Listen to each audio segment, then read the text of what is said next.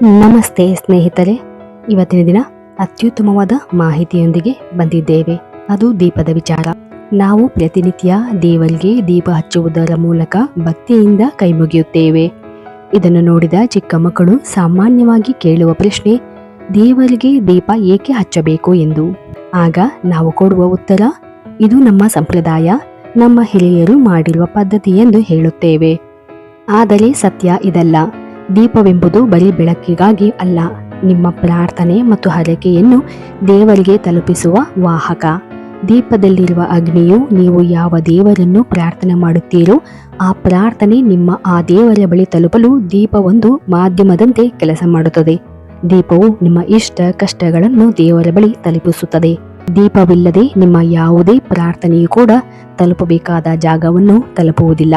ಅದಕ್ಕಾಗಿ ಪೂಜೆಯಲ್ಲಿ ದೀಪಕ್ಕೆ ವಿಶೇಷವಾದಂತಹ ಒಂದು ಸ್ಥಾನವನ್ನು ನೀಡಲಾಗಿದೆ.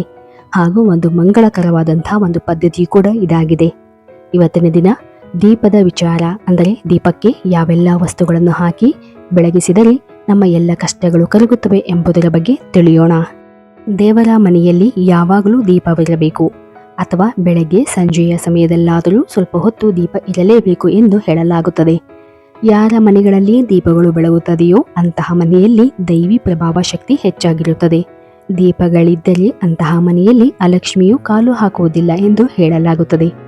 ಅದರಲ್ಲೂ ಸಂಜೆ ಸಮಯದಲ್ಲಿ ಬೆಳಗುವ ದೀಪಕ್ಕೆ ವಿಶೇಷವಾದಂತಹ ಮಹತ್ವವನ್ನು ನೀಡಲಾಗಿದೆ. ಹೀಗಿರುವಾಗ ಈ ಒಂದು ಸಮಯದಲ್ಲಿ, ಅಂದರೆ ಸಂಜೆಯ ಸಮಯದಲ್ಲಿ ಬೆಳಗುವಂತಹ ದೀಪಗಳಿಗೆ ಕೆಲವೊಂದು ವಸ್ತುಗಳನ್ನು ಸೇರಿಸಿದರೆ ಸಾಕಷ್ಟು ಲಾಭಗಳನ್ನು ಪಡೆಯಬಹುದಾಗಿದೆ. ಹಾಗಾದರೆ ಬನ್ನಿ, ಯಾವೆಲ್ಲ ವಸ್ತುಗಳನ್ನು ಸೇರಿಸಿ ಯಾವೆಲ್ಲ ಪ್ರಯೋಜನಗಳನ್ನು ಪಡೆಯಬಹುದು ಎಂಬುದರ ಬಗ್ಗೆ ತಿಳಿಯೋಣ. ಮೊದಲಿಗೆ ಲವಂಗ. ಹೌದು, ಲವಂಗವನ್ನು ಶಾಸ್ತ್ರಗಳಲ್ಲಿ ಅತ್ಯಂತ ವಿಶೇಷವಾಗಿ ಇದನ್ನು ಗುರುತಿಸಲಾಗುತ್ತದೆ. ಹಾಗೂ ರಾಹು ಮತ್ತು ಕೇತುಗಳಿಗೆ ಸಂಬಂಧಿಸಿದಂತೆ ಇವುಗಳನ್ನು ದೀಪದಲ್ಲಿ ಹಾಕಿ ಬೆಳಗುವುದರಿಂದ ಅದರ ಒಂದು ದುಷ್ಪರಿಣಾಮಗಳು ನಾಶವಾಗುತ್ತವೆ ಎಂದು ಹೇಳಲಾಗುತ್ತದೆ. ಹಾಗೂ ಲವಂಗವು ಸಕಾರಾತ್ಮಕ ಶಕ್ತಿಯನ್ನು ಹೆಚ್ಚಿಸಿ ಆರ್ಥಿಕ ಸಮೃದ್ಧಿಯನ್ನು ಆಕರ್ಷಿಸುವಂತಹ ಒಂದು ಶಕ್ತಿಯುತವಾದಂತಹ ವಸ್ತುವಾಗಿದೆ.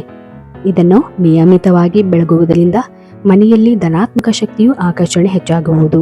ಹಾಗೂ ಮನೆಯಲ್ಲಿ ಒಂದು ಸಂತಸವಾದಂತಹ ವಾತಾವರಣ, ನೆಮ್ಮದಿ ವಾತಾವರಣ ಬಯಸಿದರೆ ಪ್ರತಿನಿತ್ಯ ದೀಪಕ್ಕೆ ಲವಂಗವನ್ನು ಹಾಕಿ ಬೆಳಗಿಸಿದರೆ ನಿಮ್ಮ ಎಲ್ಲ ಕಷ್ಟಗಳು ಕರಗಿ ಇಷ್ಟಗಳು ನೆರವೇರುವುದು. ನಂತರ ನೋಡುವುದಾದರೆ ದಾಲ್ಚಿನ್ನಿಯ ಎಲೆ ಅಥವಾ ಪಲಾವ್ ಎಲೆ ಎಂದು ಹೇಳುವಂತಹ ಈ ಒಂದು ಎಲೆ, ಈ ಎಲೆಯನ್ನು ದೀಪದಲ್ಲಿ ಹಾಕಿ, ಅಂದರೆ ಅದರ ಒಂದು ಪುಡಿಯನ್ನು ಎಣ್ಣೆಗೆ ಹಾಕಿ ದೀಪವನ್ನು ಬೆಳಗಿಸಿದರೆ ಲಕ್ಷ್ಮಿ ಮತ್ತು ಕುಬೇರರ ಅನುಗ್ರಹ ದೊರೆಯುತ್ತದೆ ಎಂದು ಶಾಸ್ತ್ರಗಳಲ್ಲಿ ಹೇಳಲಾಗಿದೆ. ಹಾಗೂ ಇದರ ಜೊತೆಗೆ ನಿಮ್ಮ ಇಷ್ಟಾರ್ಥಗಳು ಅತ್ಯಂತ ಬೇಗವಾಗಿ ನೆರವೇರುತ್ತವೆ ಎಂದು ಕೂಡ ಹೇಳಲಾಗುತ್ತದೆ. ಈ ಒಂದು ಎಲೆಯನ್ನು ನಮ್ಮ ಜೀವನದಲ್ಲಿ ಹಲವಾರು ಕಷ್ಟಗಳಿಗೆ ವಿವಿಧ ರೀತಿಯಲ್ಲಿ ನಾವು ಬಳಸುತ್ತೇವೆ. ಹೀಗಿರುವಾಗ ಈ ಒಂದು ಪಲಾವ್ ಎಲೆಯ ಪುಡಿಯನ್ನು ದೀಪಗಳಿಗೆ ನಿಯಮಿತವಾಗಿ ವಾರದಲ್ಲಿ 2 ದಿನಗಳಿಗೆ ಒಮ್ಮೆ ಅಥವಾ ಶುಕ್ರವಾರ, ಮಂಗಳವಾರ ದಿನಗಳಲ್ಲಿ ದೀಪಕ್ಕೆ ಇದನ್ನು ಬೆರೆಸಿ ನಾವು ಬೆಳಗಿಸುವುದರಿಂದ ನಮ್ಮ ಎಲ್ಲ ಇಷ್ಟಾರ್ಥಗಳು ಅತ್ಯಂತ ಶೀಘ್ರವಾಗಿ ನೆರವೇರಲ್ಪಡುತ್ತವೆ ಎಂದು ಶಾಸ್ತ್ರಗಳಲ್ಲಿ ಹೇಳಲಾಗಿದೆ. ಹಾಗೂ ನಂತರ ನೋಡುವುದಾದರೆ ಕರ್ಪೂರ. ಹೌದು, ಕರ್ಪೂರವು ಒಂದು ಮಂಗಳಕರವಾದಂತಹ ವಸ್ತು. ಇದು ತನ್ನ ಸುತ್ತಲಿನ ವಾತಾವರಣವನ್ನು ಒಂದು ಸಕಾರಾತ್ಮಕವಾಗಿ ಮಾರ್ಪಾಡು ಮಾಡುತ್ತದೆ. ಹಾಗೂ ಕರ್ಪೂರವು ಶುಕ್ರ ಗ್ರಹದೊಂದಿಗೆ ಸಂಬಂಧವನ್ನು ಹೊಂದಿರುವಾಗ ಪೂಜೆಗಳಿಗೆ ಈ ಒಂದು ಮಂಗಳಕರವಾದಂತಹ ವಸ್ತುವನ್ನು ಸಾಮಾನ್ಯವಾಗಿ ಬಳಸಲಾಗುತ್ತದೆ.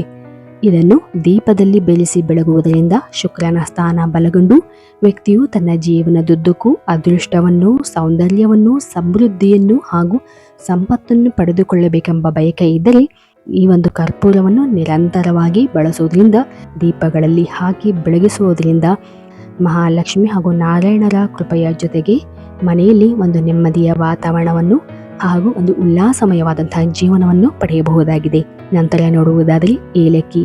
ಹೌದು, ಏಲಕ್ಕಿಗೆ ಧನ ಆಕರ್ಷಣೆಯ ಶಕ್ತಿ ಹೆಚ್ಚಾಗಿಯೇ ಇರುತ್ತದೆ. ಇದು ಮಹಾಲಕ್ಷ್ಮಿಗೆ ಅತ್ಯಂತ ಪ್ರಿಯವಾಗಿರುವಂತಹ ವಸ್ತು. ಹಾಗಾಗಿ ದೀಪಕ್ಕೆ ಏಲಕ್ಕಿಯನ್ನು ಬೆರೆಸಿದರೆ ನಿಂತುಕೊಂಡ ಕೆಲಸಗಳು ಪುನಃ ಆರಂಭವಾಗುತ್ತವೆ ಎಂದು ಹೇಳಲಾಗುತ್ತದೆ. ಹಾಗೂ ಯಾವುದೇ ರೀತಿಯಾದಂತಹ ಬರಬೇಕಾದಂತಹ ದುಡ್ಡು ಕೈ ಸೇರುತ್ತಿಲ್ಲವೆಂದಾಗ ಮನೆಗಳಲ್ಲಿ ನಿರಂತರವಾಗಿ ಏಲಕ್ಕಿಯನ್ನು ದೀಪಗಳಿಗೆ ಹಾಕಿ ಬೆರೆಸಿ ಬೆಳಗುವುದರಿಂದ ಆ ಎಲ್ಲ ನಿಮ್ಮ ನಿಂತ ಕೆಲಸಗಳು ಚಾಲನೆಗೊಂಡು ನಿಮ್ಮ ಕೈಗೆ ದುಡ್ಡು ಸೇರುತ್ತದೆ. ಹಾಗೂ ಮನೆಯಲ್ಲಿ ಖರ್ಚುಗಳು ಕಡಿಮೆಯಾಗಿ ಮನೆಗಳಲ್ಲಿ ಮಹಾಲಕ್ಷ್ಮಿಯ ವಾಸವಾಗುತ್ತದೆ. ಈ ಒಂದು ಸರಳ ದೀಪ ಪೂಜಾ ವಿಧಾನಗಳು ಜೀವನದಲ್ಲಿ ಧನ ಆಕರ್ಷಣೆಯನ್ನು, ಐಶ್ವರ್ಯವನ್ನು, ಯಶಸ್ಸು ಮತ್ತು ಶುಭವನ್ನು ತರುತ್ತವೆ. ಪ್ರತಿದಿನ ಅಥವಾ ವಾರದಲ್ಲಿ ಯಾವುದಾದರೂ ಪವಿತ್ರ ದಿನಗಳಲ್ಲಿ ನೀವು ಈ ಒಂದು ಪದ್ಧತಿಯನ್ನು ಅನುಸರಿಸಿದರೆ ಮನೆಯಲ್ಲಿರುವಂತಹ ದುಷ್ಟ ಶಕ್ತಿಯನ್ನು ದೂರವಿಟ್ಟು ಸಕಾರಾತ್ಮಕ ಶಕ್ತಿಗೆ ಸ್ವಾಗತವನ್ನು ನೀಡಬಹುದು. ಅಷ್ಟೇ ಅಲ್ಲದೆ ದೀಪವು ಒಂದು ಮಂಗಳಕರವಾದಂತಹ ಒಂದು ವಸ್ತು. ನಾವು ಪೂಜಾ ವೇಳೆಯಲ್ಲಿ ಭಕ್ತಿ ಶ್ರದ್ಧೆಯಿಂದ ದೀಪಾರಾಧನೆಯನ್ನು ಮಾಡುವುದರಿಂದ ನಮ್ಮ ಜೀವನದಲ್ಲಿ ಹಲವಾರು ರೀತಿಯಾದಂತಹ ಬದಲಾವಣೆಗಳನ್ನು ನಾವು ಕಾಣಬಹುದಾಗಿದೆ.